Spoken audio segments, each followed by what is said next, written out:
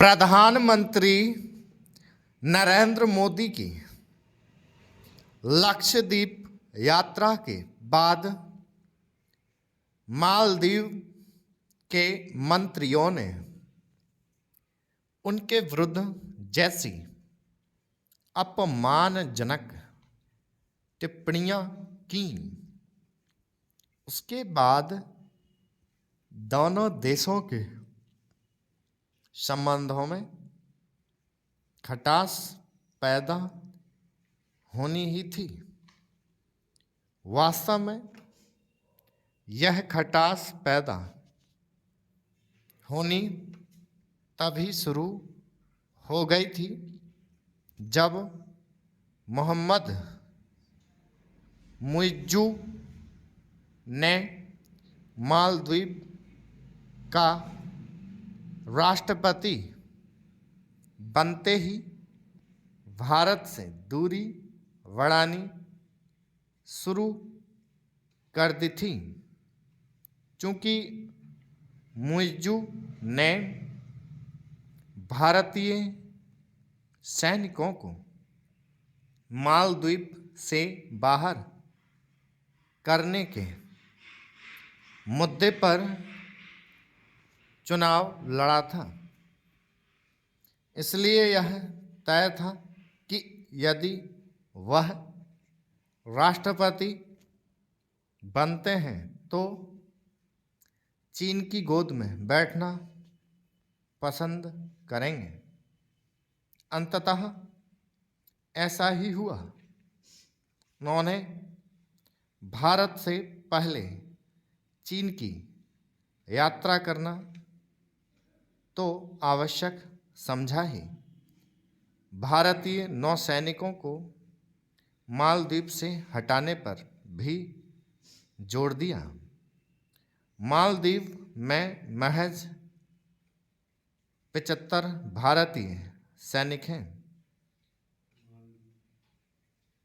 ये वहाँ इसलिए हैं ताकि भारत की ओर से दिए गए हेलीकॉप्टरों का संचालन कर सकें।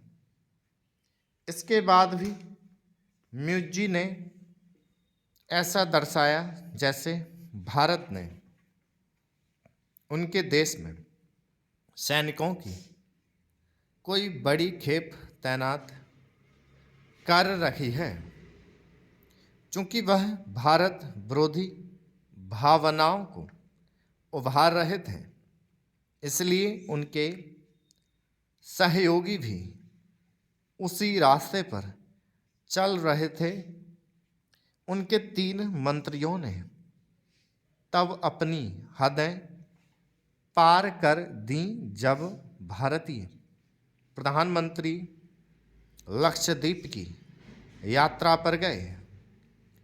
भारतीय प्रधानमंत्री ने हाल की अपनी लक्षद्वीप यात्रा में ऐसा कुछ नहीं कहा जो मालदीव के खिलाफ हो, लेकिन पता नहीं कैसे वहाँ के 3 मंत्रियों ने ऐसा ही समझ लिया। उन्होंने भारतीय प्रधानमंत्री के साथ भारत को भी नीचा दिखाने वाली भद्दी टिप्पणियां की। स्वाभाविक रूप से भारतीयों ने इसे अपने अपमान के रूप में लिया और पर्यटन के लिए मालदीव न जाने का अभियान छेड़ दिया।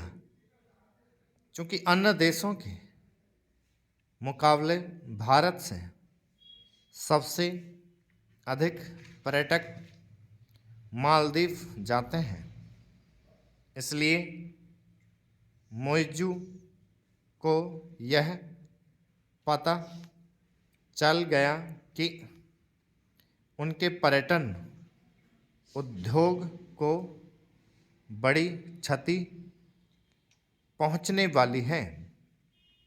भले ही उन्होंने अपने तीनों बदजुबान स्टॉप